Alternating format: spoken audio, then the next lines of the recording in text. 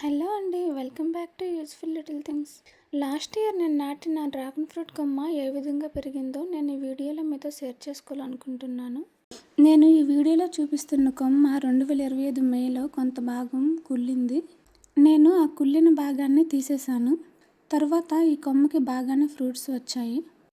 2025 ఆగస్టులో ఈ కుళ్ళిన భాగం బాగా స్ప్రెడ్ అవ్వడం వల్ల నేను ఆ కొమ్మను కట్ చేసేసాను.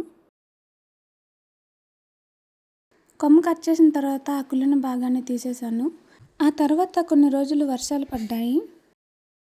కొన్ని రోజుల తర్వాత నేను ఆ కొమ్మను చూసేసరికి దానికి వేర్లు ఉండడం నేను గమనించాను. అప్పుడు నేను ఆ కొమ్మను నాటేద్దామని మట్టి మిశ్రమాన్ని రెడీ చేసుకున్నాను. ఇది 20 లీటర్ పెయింట్ బకెట్. ఈ మట్టిని నేను లోకల్ ప్లాంట్ నర్సరీ నుండి తెచ్చుకున్నాను. సెప్టెంబర్ 7, 2025 నేను ఈ కొమ్మను నాటాను. ఈ వీడియోలో మీరు ఆ తేదీ స్క్రీన్ రికార్డింగ్ కూడా చూడొచ్చు. ఈ కొమ్మతో పాటు నేను ఈ కుండీలో వేరే కొమ్మను కూడా నాటాను. ఈ 2 కొమ్మలు నాటిన తర్వాత ఇంచుమించు 25 రోజుల తర్వాత 2 కొమ్మల్లోనూ కొత్త పెరుగుదల కనిపించింది. ఆ తర్వాత నేను ఆ కొమ్మను నాటిన 7 నెలలకి అంటే 2026 ఏప్రిల్లో ఆ రికవర్ అయిన పొడవైన కొమ్మకి ఒక మొగ్గ రావడం గమనించాను. ఆ తేదీ స్క్రీన్ రికార్డింగ్ కూడా ఈ వీడియోలో చూపించడం జరిగింది. సాధారణంగా డ్రాగన్ ఫ్రూట్ మొగ్గ పువ్వుగా మారడానికి 15 డేస్ నుంచి 21 డేస్ సమయం పడుతుంది.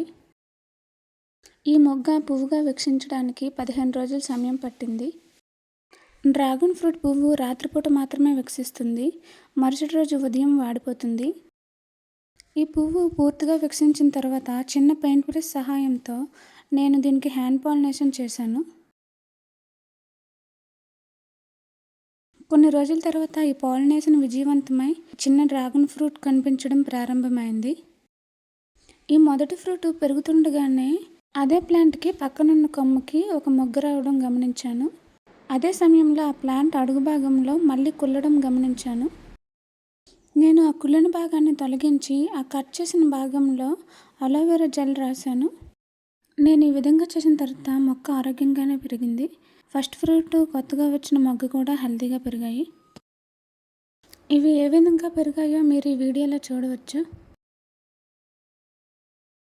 ఫ్రూట్ బాగా పెరిగిన తర్వాత ఫ్రూట్ చివర ఉండిన ఎండిపోయిన పువ్వును నేను జాగ్రత్తగా తొలగించాను. ఇలా చేయడం వల్ల ఫ్రూట్ క్లీన్గా ఉండడంతో పాటు ఫంగస్ లేదా కుళ్ళిపోయే ప్రమాదం కూడా తగ్గుతుంది. అదే వర్షాలు పడుతున్న సమయంలో అయితే పాలినేషన్ చేసిన తర్వాత 5 to 6 డేస్ తర్వాత ఆ ఫ్లవర్ని జాగ్రత్తగా తొలగించడం మంచిది. ఇలా చేయడం వల్ల అదనపు తేమ పేరుకుపోకుండా ఉండి పండు కుళ్ళిపోయే అవకాశాన్ని తగ్గించడంలో సహాయపడుతుంది. ఈ కొత్తగా వచ్చిన మొగ్గ కూడా 17 డేస్లో వికసించింది.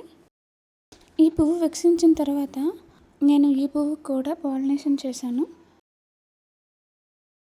మీరు ఈ వీడియోలో మొదటి డ్రాగన్ ఫ్రూట్ రోజురోజుకు పెద్దదవుతూ ఆకుపచ్చ రంగు నుంచి అందమైన గులాబీ రంగులోకి మారడం, అదే సమయంలో రెండో పువ్వు కూడా ఫ్రూట్గా అభివృద్ధి చెందడం మీరు చూడవచ్చు.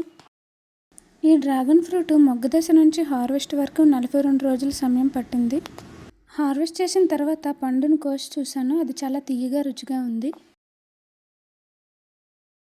ఈ రెండో ఫ్రూట్ మొగ్గ దశ నుంచి హార్వెస్ట్ వరకు 43 డేస్ సమయం పట్టింది.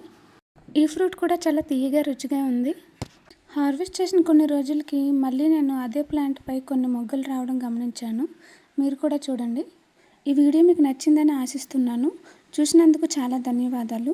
మీకు ఈ వీడియో నచ్చినట్లయితే లైక్ చేసి, షేర్ చేసి, సబ్స్క్రైబ్ చేయండి. మళ్ళీ మరో వీడియోలో కలుద్దాం.